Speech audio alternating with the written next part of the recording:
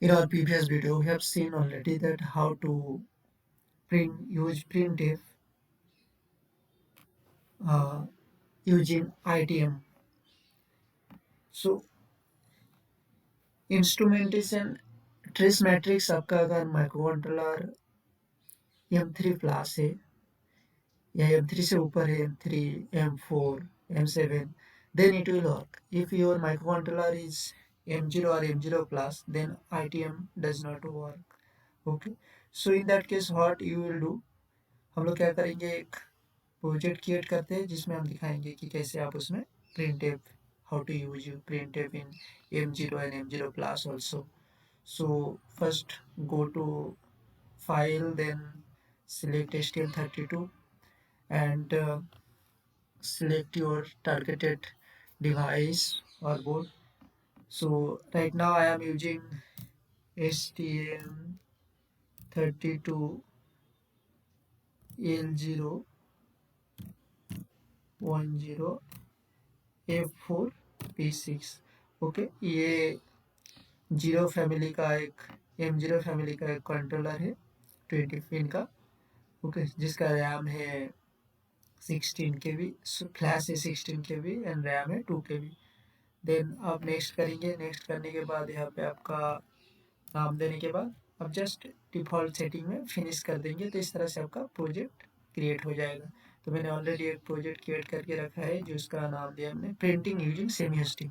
तो हम लोग सेमी हस्टिंग के थ्रू हम लोग प्रिंटिंग फाइल को यूज करने की कोशिश करेंगे. तो इसमें मैंने सबसे पहला स्टेप आपको क्या करना पड़ेगा, सबसे पहले आपको जाना पड़ेगा आपका एसआरसी में. एसआरसी में जाने के बाद आप क्या करेंगे, आपका एसआरसी में अगर syscall.c है ऑलरेडी, तो इसको आप क्या करेंगे, प्रॉपर्टीज में जाएंगे. syscall.c प्रॉपर्टीज में जाने के मैं पहले दिखा देता हूँ ये कैसे था. तो syscalls सी आपको यहाँ दिखेगा. इसके ऊपर राइट क्लिक करने के बाद प्रॉपर्टी में जाएंगे. प्रॉपर्टी में जाने के बाद C++ बिल्ड आप सेटिंग में C++ बिल्ड में जाएंगे. तो यहाँ पे लिखा हुआ है एक्सक्लूड रिसोर्स फ्रॉम हेयर. तो यहाँ पे जाने के बाद इसको आपको टिक करना पड़ेगा. आप टिक करके अप्लाई एंड क्लोज में क्लिक कर देंगे.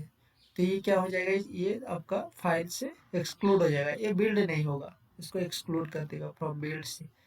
उसके बाद फिर आप जाएंगे, सबसे पहले ऊपर जाते हैं. यहाँ पे आप क्या करेंगे, stdio.h को इंक्लूड करेंगे. इस फाइल को इंक्लूड अपने अपने फाइल में इसको इंक्लूड कर लेंगे. यहाँ पे अगर इंक्लूड नहीं है, पहले से इंक्लूड नहीं रहेगा, तो आप पहले इसको इंक्लूड कर लेंगे. इंक्लूड करने के बाद आप नीचे जाएंगे. नीचे जाने के बाद मैंने यहाँ पे पूरा स्टेप लिख के रखा है. आप मेरा गिटहब में जाके इस सेटिंग को लेके उसका अकॉर्डिंग सेटिंग कर सकते हैं. तो इसमें मैंने सबसे पहले सेमी होस्टिंग, तो ये लाइब्रेरी को मैंने डिसेबल कर दिया, डिफ़ॉल्ट सेटिंग जो था उसको. और फिर मैंने इसमें stdio.h को इंक्लूड किया.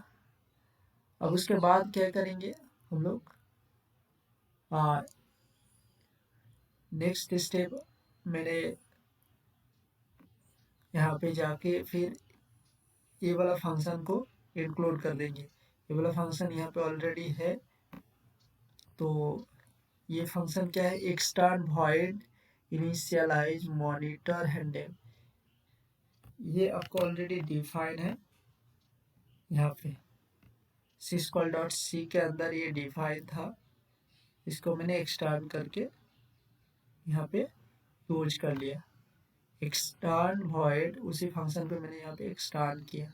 ओके, ये कहाँ पे एजेंट था, syscall.c में. हम लोग syscall.c को अभी एक्सक्लूड कर दिया और उसका ये फंक्शन को हम लोग यहाँ पे यूज कर लिया एक्सटर्न करके.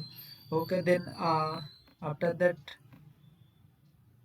you will come to the int main and there you will initialize this function. Call this function initialize monitor handle. इसको पहले कॉल करेंगे. उसके बाद फिर प्रिंट टेप में जो आपका लिखना है, मैंने जैसे हेलो फ्रेंड्स लिख के रखा, उसके बाद आपको ये /n ये मैंडेटरी ये देना ही पड़ेगा, otherwise it will not work. Okay, so इसके बाद इसको एक बार आप बिल्ड कर लेंगे। यहाँ तक करने में आपको अगर कोई भी दिक्कत परेशानी आता है तो आप मुझे कमेंट में लिख सकते हैं, मैं सॉल्व करने की कोशिश करूँगा। और फिर इसके बाद मैंने नेक्स्ट स्टेप क्या है, नेक्स्ट स्टेप है मेरा, अब डिबगर सेटिंग में जाएंगे, डिबग कॉन्फ़िगरेशन सेटिंग करेंगे। अब इस प्रोजेक्ट में जाके राइट क्लिक करके यहाँ पे आप डिबग एज में जाएंगे। डिबग एज में जाने के बाद here you will see debug configuration, just click on that। अब यहाँ पे क्लिक करने के बाद अगर आपको ESTM32 एप्लीकेशन अगर इस तरह है तो इसको एक्सपेंड करेंगे और यहाँ पे देखेंगे आपका जो नाम है उस करस्पॉन्डिंग, जैसे प्रिंटिव यूजिंग सेमी होस्टिंग ये दिख रहा है कि नहीं, यहाँ पे आपका वो यहाँ प्रोजेक्ट नाम दिखना चाहिए। अगर नहीं दिख रहा है तो जस्ट ये जो ऑप्शन है न्यू लॉन्च कॉन्फ़िगरेशन, इसमें जस्ट प्लस आइकन में क्लिक करेंगे तो आपका करस्पॉन्डिंग प्रोजेक्ट का यहाँ पे नाम दिखने लगेगा एंड सेम नाम will be showing here. Okay, then come to the debugger. Debugger में आने के बाद आपका बाय डिफ़ॉल्ट सेटिंग ये स्टीलिंग GTP रहेगा, उसको आपको क्या करना पड़ेगा, उसको जस्ट यहाँ पे ड्रॉप डाउन करके डिबग प्रो को आपको करना पड़ेगा OpenOCD। हम लोग OpenOCD का थ्रू इसको कनेक्ट करेंगे। ओके, देन आप नीचे आएंगे तो इसमें आपको दिखेगा शो जनरेटर ऑप्शन, आप यहाँ पे क्लिक करेंगे तो इसमें कुछ ऑप्शन दिखेगा आपको। यहाँ पे सबसे पहले आप क्या करेंगे, इसमें इस फ्रीक्वेंसी को आप घटाकर 4 मेगाहर्ट्ज कर देंगे। ओके, जो फ्रीक्वेंसी है एंड ये कनेक्ट अंडर रीसेट है आपका। अगर बोर्ड में रीसेट पिन अवेलेबल नहीं है और आपका स्टीलिंग के साथ रीसेट पिन को कनेक्ट नहीं किया है तो आप क्या करेंगे, सॉफ्टवेयर सिस्टम रीसेट अप्लाई करेंगे, जिससे आपका बोर्ड सॉफ्टवेयर का थ्रू रीसेट होकर कनेक्ट हो जाएगा। And then you will go to the startup file.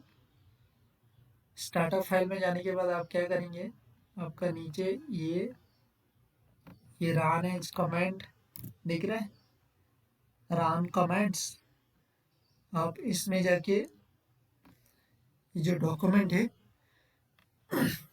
इस डॉक्यूमेंट से आप ये कमांड को उठा लेंगे, monitor arm semi hosting enable. इस कमांड को यहाँ पे पेस्ट कर देंगे। पेस्ट करने के बाद आप डिबग में क्लिक कर देंगे। ये यहाँ पे ये कमांड ऑलरेडी यहाँ पे मैंने लिख के रखा है, एक बार मैं दिखा देता हूँ आपको। अब देखिए ये क्या हो गया, मेरा डिबग पर्सपेक्टिव ओपन हो गया, मैं डिबग सेट किया था। एक बार मैं कमांड को दिखा देता हूँ। आप स्टार्टअप फाइल में जाके monitor arm semi hosting enable, okay, ये कमांड को आप वहाँ पे क्या करने, पेस्ट कर देंगे स्टार्टअप फाइल में रन कमांड में। अभी मेरा क्या है, अभी ये डिबग मोड में आ गया, मैंने इसको डिबग मोड में डाल दिया। अब इसको स्टेप बाय स्टेप देखते हैं। मेरा यहाँ पे मैं थोड़ा इसको बड़ा कर देता हूँ। यहाँ पे मेरा प्रिंट जो लिखा हुआ है वो दिख रहा है कि नहीं, हम लोग वो टेस्ट करेंगे। चलिए आगे बढ़ते हैं। देखिए यहाँ पे आपका हेलो फ्रेंड्स प्रिंट हो गया। Okay, thank you. इस तरह से आप क्या कर सकते हैं, आपका जो भी डिबग करना की कोशिश करेंगे प्रिंट के थ्रू, जैसे हम लोग प्रिंट के थ्रू भी कभी कभी डिबग करते हैं, तो it will help you for debugging.